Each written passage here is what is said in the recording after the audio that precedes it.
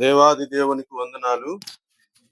ప్రభువు పేరిట మీ అందరికి కూడా వందనాలు. యోహాను సువార్త గ్రంథము 19వ అధ్యాయము 30వ వచనం చదువుతున్నాను. యేసు ఆ చిరక గుచ్చుకుని సమాప్తమైనది అని చెప్పి తల వంచి ఆత్మను అప్పగించు. పరిశుద్ధ దేవుడు తన లేఖనాన్ని మన విడికిడిలో ఆశీర్వదించును గాక. ఆమేన్. ఈ మాట చదువుతున్నప్పుడు చాలా మందికి ఏమనిపిస్తుంది అంటే, యేసుక్రీస్తు సిలువలో కొన్ని విషయాలు చెప్పి ముగించాడని అనిపిస్తుంది. సమాప్తం అయిపోయింది, కార్యక్రమం అయిపోయింది అని అనిపిస్తుంది. జనరల్ గా స్టార్ట్ అయ్యిందని రాయించాల, మొదలయ్యింది అని కూడా రాయించాలి. ముగిసిపోయింది అని రాయించారు కానీ వాస్తవంగా నాలాంటి చదివితే మొదలైందని నాకు చదువుతా ఉంటాను. ప్రతి జీవితానికి ముగింపు అనే సంగతితో పాటు మొదలు అనే సంగతితో కూడా మొదలవుతుంది, స్టార్ట్ అవుతా ఉంటుంది. ఈ గ్రంథాన్ని చదువుతున్నప్పుడు సమాప్తము అనే సెంటెన్స్ చదువుతున్నప్పుడు అయితే నాకైతే చాలా భయం వేస్తా ఉంటుంది. నోవాహు వాడని అయ్యా వాడ కట్టేశాను, అయితే ఓకే క్లోజ్ ద డోర్ అన్నట్టు అనిపిస్తా ఉంది. ఆ 10 మంది కన్యకలు ఆ రాత్రికాల దేవుడి కోసం ఎదురు చూస్తా ఉంటే వాళ్ళందరూ వచ్చి ఇదిగో పెళ్లి కుమారుడు వస్తున్నాడు అయ్యో అని చెప్పినప్పుడు గబగబా గబగబా ఆ 5గురు బిలబిలబిలమంటూ వస్తూ లోపలికి వస్తే క్లోజ్ ద డోర్ అన్నట్టు ఉంటుంది. సమాప్తము అనే దానికి సిద్ధపడాలి అనేది నాకైతే హెచ్చరికలా కనబడతా ఉంటుంది. ఎందుకంటే ఇక్కడ నుంచి ప్రారంభము అనేది మొదలవుతుంది కాబట్టి. ఒక క్లోజ్ ద డోర్ దగ్గరికి వెళ్ళేటప్పుడు, అంటే అది మూసుకుపోతుంది అనే డోర్ దగ్గరికి వెళ్ళేటప్పుడు భక్తి జీవితంలో ఫస్ట్ పర్సనాలిటీని చెక్ చేసుకోవాల్సినటువంటి అవసరం. భక్తి ఎట్లా చేస్తా ఉన్నాం అంటే, మనం అందరం కూడా నాతో సహా భక్తి ఎలా చేస్తా ఉంటాం అంటే, ఒక వ్యక్తి మీద ఆధారపడి భక్తి చేస్తా ఉంటాం. చాలా మంది భక్తులు ఉంటారు, భక్తులకు భక్తులు మొదలవుతారు. కానీ భక్తి జీవితంలో ఒక్కసారి నేను పరలోకంలోకి వెళ్ళిన తర్వాత, లేకపోతే దేవుని సింహాసనం దగ్గరికి వెళ్ళిన తర్వాత, ఆ బుక్ ఓపెన్ చేసిన తర్వాత పేజీలన్నీ మొదలుపెట్టి దేవుడు ఆ పేజీల గురించి చెప్పేస్తా ఉంటే, ఆ పేజీలన్నీ తిరగేస్తా ఉంటే నేనంటాను, అయ్యా నేను పలానా సంఘంలో ఉన్నానండి, పలానా సంఘంలో ఇలా చేసేవాడిని అండి, పలానా సంఘంలో నాకు ఎంతమంది స్నేహితులు ఉన్నారండి, పలానా అది ఉన్నదండి, మా దైవజనులు అరే కాసేపు ఆపరా, ముందు నీ పేజీ తీని అంట. సంఘ సంబంధమైనటువంటి పత్రిక ఎట్లాగైతే ఉంటుందో వ్యక్తిగతమైనటువంటి పత్రిక కూడా ఉంటుంది. ఎంతవరకు నువ్వు ఫుల్ఫిల్ చేయగలిగావు అనేది, అంటే ఎంతవరకు నువ్వు ముగించగలిగావు అనేది, ఎంతవరకు నువ్వు కంప్లీట్ చేయగలిగావు అనేది మాత్రం కంపల్సరీ సమాధానం చెప్పవలసినటువంటి పరిస్థితి అక్కడ ఉంటుంది. ఒక మాట చదువుతున్నాను చూడండి. ప్రకటన గ్రంథము 2వ అధ్యాయము 7వ వచనం చదువుతున్నాను. ఆత్మ సంఘములతో చెప్పుచున్న మాట అన్నాడు. మొట్టమొదట ఏం చెప్తాడు? ఎఫెసులో ఉన్న సంఘపు దూతకి ఇలాగు రాయము అని అంటాడు.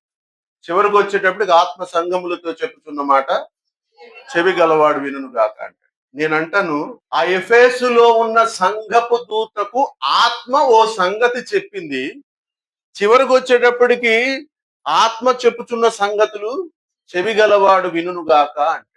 ఆత్మ చెప్పింది, ఇది గుర్తుపెట్టుకోండి బాగా. ఆత్మ దైవజనులతో చెప్పిస్తుంది. ఆత్మ మనుషులతోటి నీ దగ్గరకు తీసుకొచ్చి ఒక వాక్యం ఇస్తా ఉంటాడు. కాకి ఒక ముక్క తీసుకొచ్చి నీకు ఇవ్వడానికి, అంటే ఏలియా లాంటి వాడికి ఇవ్వడానికి కాకి చెప్తా ఉంటాడు. ఆత్మే ఒక మనిషి ద్వారా కావచ్చు, ఒక వ్యక్తి ద్వారా కావచ్చు, ఒక జంతువు ద్వారా కావచ్చు, కాలం ద్వారా కావచ్చు, పరిస్థితుల ద్వారా కావచ్చు, స్వప్నం ద్వారా కావచ్చు, బైబిల్ ద్వారా కావచ్చు, దేని ద్వారా అయినా చెప్పేది మాత్రం ఆత్మే. నాకు కళ వచ్చిందండి నేను ఇట్లా, లేకపోతే నాకు దర్శనం వచ్చిందండి నేను ఇట్లా, దైవజనులు నాతో ఇట్లా మాట్లాడారండి అని, ఇట్లా ఆత్మ నాతో చెప్పుతున్నటువంటి సంగతులు బాగా గుర్తుపెట్టుకోండి. అంటే నేను ఏ స్వరం వినాలి? ఆత్మస్వరాన్ని వినడం నేర్చుకోవాలి. కానీ మనుషులు ఏం చేస్తారంటే వ్యక్తుల స్వరాలను వింటా ఉంటారు. అరే ఆత్మ చెప్తోంది నాకు, ఆ సంఘపు దూత ద్వారా ఆత్మ నాతో చెప్తోంది అని నేను విన్నప్పుడు నాకు అర్థం అవ్వడం స్టార్ట్ అవుతాను. ఆ సంఘములో ఆ దూత చెప్పింది కాబట్టి నాకు అర్థం అవుతోంది అనేది నాకు తెలియాలి అంటే నేను ఆత్మతో నాకు పరిచయం మొదలవ్వాలి. వ్యక్తులతో పరిచయం నువ్వు ఎంతకాలం చేయి, దానివల్ల నీకు పెద్దగా ఉపయోగం ఏముండదు. లేదండి ఆయన చాలా ప్రవక్త అండి అంటాడు, లేదండి ఆయన చాలా దైవుని ఆత్మ కలిగిన వాడండి అంటాడు. ఓకే, ఏ ప్రవక్త చెప్పినా, దైవజనుడు చెప్పినా, బైబుల్ చెప్పినా కూడా ఆత్మతో నీకు పరిచయం ఉంటేనే ఆ సెంటెన్స్ నీకు అర్థం అవడం మొదలవుతుంది. అది నీకు పరిచయం కాలేదనుకోండి, అరే ప్రవక్త చెప్పినా ఒకలాగా ఉంటది, నాకులాంటి గాడిద వచ్చి చెప్పినా ఒకలాగా ఉంటది, దైవజనుడు వచ్చి చెప్పినా కూడా ఒకలాగా ఉంటది. ఆత్మతో పరిచయం అనేది చాలా ప్రాముఖ్యమైనటువంటి అంశం. సమాప్తానికి రావలసినటువంటి సిచ్యువేషన్కి వచ్చేసాం మనం అని అర్థం మాట. ఆదిమ సంఘ కాలంలో జరిగిన శ్రమలు ముగింపు దశకి ఇప్పుడు వచ్చేసాయి అన్నమాట. ఆ దానియేలు గ్రంథంలో ప్రకటించబడినటువంటి 70వ వారం ముగింపు సందర్భంలోకి వచ్చేసామన్నమాట. ముగిసిపోయిందంటే సమాప్తమని రాయడానికి ఇంకెంతో టైం లేదన్నమాట. బట్ దేవుడు ఈ మాట నీకెందుకు చెప్తున్నాడంటే, ఈ మాట నీ యొక్క భక్తి జీవితంలో రాయవలసినటువంటి చివరి మాట. నా భక్తి పుస్తకంలో నేను రాయవలసినటువంటి చివరి మాట సమాప్తము అని పౌలు చెప్తా ఉంటాడు. నేను కడముట్టించి తిని. ఎస్, కడ అంటే ఎండ్ అని అర్థం. కడసారి వాడు అంటే లాస్ట్ వాడు అని అర్థం. నేను కడముట్టించి తిని అంటే నేను సమాప్తము చేయగలిగానని చెప్తా ఉంటాడు ఆయన. చివరికి పౌలు కూడా స్టేట్మెంట్ ఇస్తాడు, నేను ఆత్మచేత బంధింపబడిన వాడనై కొనిపోబడుతున్నాను అంటాడు. పౌలు ఆ కొరింథీయులకు రాసిన పత్రికలో చాలా సంగతులు చెప్పడం మొదలు పెడతా ఉంటాడు. ఆ 12వ అధ్యాయంలో చాలా సంగతులు మొదలు పెడతా ఉంటాడు. పౌలు ఏం చెప్తున్నాడంటే, కొరింథీయులకు రాసిన పత్రిక, మొదటి పత్రిక 12వ అధ్యాయము 7వ వచనం నుంచి చదువుతూ ఉన్నాను నేను. బాగా గుర్తుపెట్టుకోండి, ప్రతివానికి ఆత్మ ప్రత్యక్షత. 8వ వచనం ఆత్మ మూలముగా బుద్ధివాక్యం. 2వ లైన్ ఆత్మను అనుసరించు జ్ఞానవాక్యం. 9వ వచనం ఆత్మ వలననే విశ్వాసం, మరి ఒకనికి ఆ ఆత్మ వలననే స్వస్థపరుచు ఆత్మ అంటాడు. స్వస్థపరిచేటటువంటి శక్తి గాని, ఆత్మల వివేచనయు మరియు నానా విధములైన భాషలు గాని. 11వ వచనం వీటన్నిటినీ ఆ ఆత్మ ఒక్కడే అని మొదలు పెడతాను. ఆ రిలేషన్ అనేది నేను ఎవరితో చేస్తున్నాను అనే సెంటెన్స్ చెప్తానికి ఇవన్నీ చెప్పడం జరుగుతుంది. నేను మనుషులను చూశాను అనుకోండి, ఆ మనుషుల్లో కొన్ని లక్షణాలు నాకు నచ్చే ఉంటాయి, నచ్చనే ఉంటాయి. ఆ మనిషిలో కొన్ని విషయాలు నాకు బాగా కనెక్ట్ అయిపోయి ఉంటాయి, కొన్ని వ్యతిరేకించే, నా మనస్సాక్షి వ్యతిరేకించే కొన్ని ఉంటాయి. చాలా మంది మనుషులకు కనెక్ట్ అయిపోతూ ఉన్నారు, ఇది బాగా తప్పు.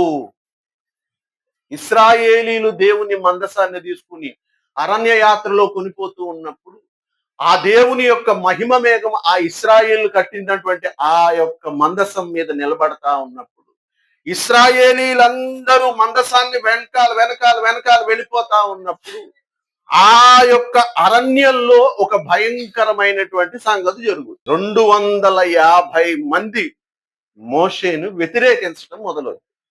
ఈ 250 మంది గురించి మీరు ఎప్పుడైనా ధ్యానం చేస్తే మీకు అర్థం అవుతుంది. వాళ్ళు శ్రేష్ఠులు. కోరహ్ ఎలాంటోడండి? చెడ్డోడా? పాపం చేశాడా? అపవిత్రమైన కార్యాలు చేశాడా? లేకపోతే అన్య దేవతలకి నమస్కారం చేశాడా? వేరే బలులు అర్పించాడా? దేవుడు కాదు అని అన్నాడా? కాదు కదా. అతని విశ్వాసాన్ని బైబిల్ గ్రంథంలో పర్టికులర్గా ఎందుకు రాయించాడంటే, మోషేని చూడటం మొదలు పెట్టారు. అయితే ఎవరిని చూడాలి? దేవుని యొక్క మందసం మీద నిలిచినటువంటి మహిమ మేఘాన్ని చూడాలి.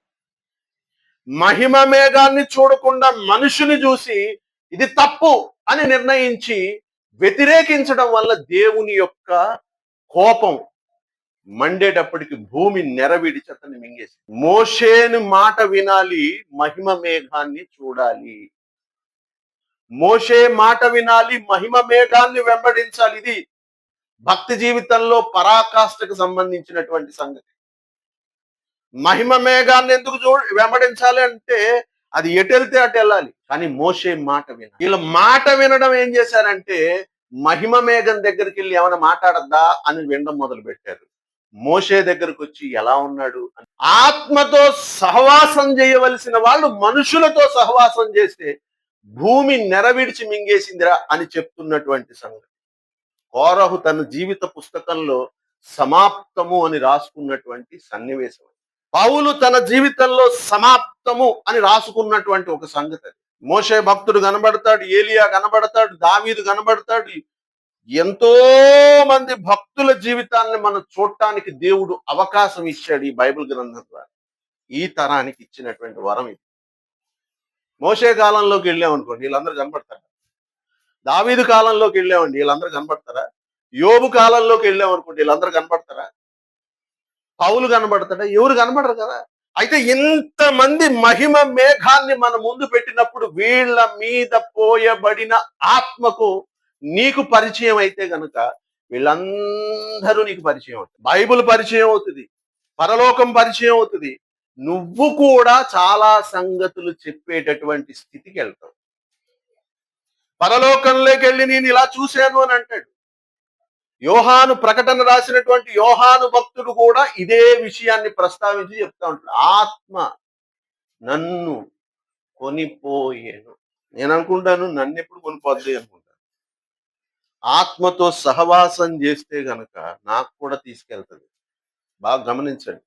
ఆత్మతో నువ్వు రిలేషన్ పెట్టుకుంటే, దేవుని యొక్క ఆత్మతో బంధం పెట్టుకుంటే, దేవుని ఆత్మతో చర్చించడం మొదలు పెడితే, దేవుని ఆత్మతో నువ్వు మాట్లాడడం మొదలు పెడితే, దేవుని ఆత్మతో నువ్వు వాదించటం మొదలు పెడితే చాలా సంగతులు నీతో చెప్తా ఉంటాయి. ఒక బైబిల్లో ఒక వచనం తీసుకుని నువ్వు దాన్ని ఎలా పెట్టుకుని నువ్వు ఏంటి నాకు అర్థం కావట్లేదు చెప్పు అని అంటే మాట్లాడటం మొదలు పెడతారు. మనుషులలో జీవాత్మను పెట్టినవాడు, బాగా గుర్తుపెట్టుకోండి, ఎక్కడో పెట్టల, ఆత్మ సాక్షి అని లోపల ఒకటి పెట్టింది. నీతో నువ్వు ఎప్పుడైతే మాట్లాడుకోవడం మొదలు పెడతావో ఆత్మ నీతో మాట్లాడడం స్టార్ట్ చేస్తా ఉంటావు. నేను ఎంతసేపు సెల్ ఫోన్ చూసుకుని, నేను ఎంతసేపు టీవీ చూసుకుని, నేను ఎంతసేపు నాకు సంబంధించినటువంటి సాంగ్స్ వినేసుకుంటూ నా జీవితం అంతా ఇలాగే నా ఆత్మ లోపల ఉండి కుళ్ళిపోతా ఉంటాను. అది నీతో మాట్లాడడానికి ట్రై చేస్తా ఉంటది. నువ్వు ఎప్పుడు దాంతో మాట్లాడు.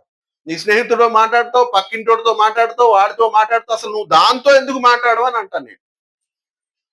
మౌనంగా నువ్వు దాంతో ఉండి మాట్లాడడం ఎప్పుడైనా మొదలు పెట్టావు? అసలు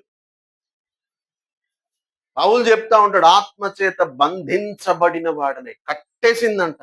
అంత బంధాన్ని చూపిస్తాడు. ఆత్మ నన్ను కొనిపోయాను అంటే నన్ను ఎత్తుకుని తీసుకుని పోయింది అంటాడు యోహాను భక్తుడు.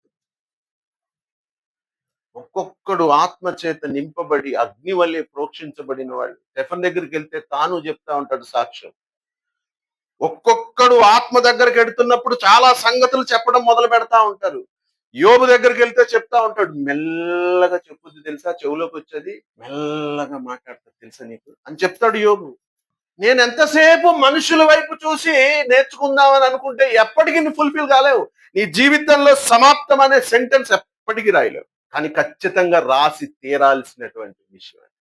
నా పుస్తకాన్ని ముగిసే ముందు నేను ఆ సెంటెన్స్ ఖచ్చితంగా రాసి తీరాల్సిందే. ఆ సెంటెన్స్ రాసిన తర్వాత నా పుస్తకాన్ని పరలోకంలో చదవడం మొదలు పెడతాను.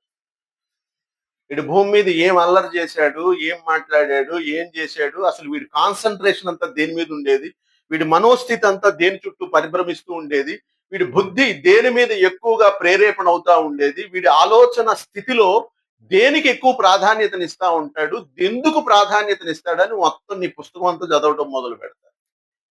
ఒకవేళ నీ పుస్తకాన్ని గనక ఆత్మ పరిచయంతో రాయడం మొదలు పెట్టేవాడు, వీడి పుస్తకం చదివే కొలది కూడా చాలా విషయాలు పరలోకం వాళ్ళు వినడం నేర్చుకుంటూ మొదలెడతారు. వీడు ఎంతసేపు దాంతో మాట్లాడుతున్నాడు, వాదిస్తున్నాడు, ఎంతసేపు దాంతో అడుగుతా ఉన్నాడు, నేర్చుకుంటా ఉన్నాడు, ఆ ఆర్గ్యుమెంట్ చేస్తా ఉన్నాడు, బతిమలాడుతా ఉన్నాడు, కోపడతా ఉన్నాడు, ప్రాధేయపడతా ఉన్నాడు, ఆత్మను నెత్తి మీద పెట్టుకుని గంతులేస్తా ఉన్నాడు అని ఆ పుస్తకాన్ని ఒకసారి అట్లా పరలోకంలో అందరి ముందు చదివారు అనుకోండి, ఎట్లా ఉంటుంది? పౌలు పుస్తకాన్ని మనం చదువుతూ ఉన్నాం. ఇప్పుడు జనరల్ గా పౌలు పుస్తకాన్ని మనం చదువుతూ ఉన్నాం. పౌలు రాసిన పత్రికల్లో ఆయన భాషను చదువుతూ ఉన్నాం, ఆయన రాసినటువంటి అనుభవాలు చదువుతూ ఉన్నాం, ఆయన రాసినటువంటి సంగతులు చదువుతూ ఉన్నాం, హెచ్చరికలు చదువుతూ ఉన్నాం, ఇవన్నీ చదువుతూనే ఉన్నాం కదా. పౌలు పుస్తకాన్ని చదువుతున్న వాళ్ళం మనం ఎంత బలం పొందుతున్నాం మనకు అర్థమవుతుందా లేదా? పరలోకంలో నీ పుస్తకాన్ని చదివినప్పుడు కూడా అట్లా ఉండాలని నేను చెప్తున్నా. విచిత్రం ఏంటంటే సెంటెన్స్ లో పరుగు ముగించి తిని అని ఎండింగ్ లో కూడా సమాప్తం అనే సెంటెన్స్ రాసేసుకున్నాడు ఆయన. ఇక మీదట నా కొరకు జీవ కిరీటము, అలా చెప్పగలిగినటువంటి సెంటెన్స్ ఇది, సమాప్తం అనే సెంటెన్స్. నేనంటాను, నువ్వు ఎక్కడ రాయాలనుకుంటున్నావు ఈ సెంటెన్స్? మనస్సాక్షి మీద పెట్టుకోండి, కాసేపు మనస్సాక్షి మీద చేయబెట్టుకోండి, దేవుని దగ్గర మనస్సాక్షి మీద చేయబెట్టుకుని నువ్వు ఎక్కడ రాయాలనుకుంటున్నావు ఈ సెంటెన్స్ నీ జీవితకాలం ఆత్మకు సంబంధం లేకుండా వ్యక్తులకు ప్రాధాన్యతనిస్తూ, వ్యక్తులను దేవుళ్ళుగా కొలుస్తూ, వ్యక్తులను నీవేదో ఆర్భాటం చేస్తూ భక్తి చేస్తే ఆ భక్తి ఎప్పటికి కూడా ఫుల్ఫిల్ కాదు.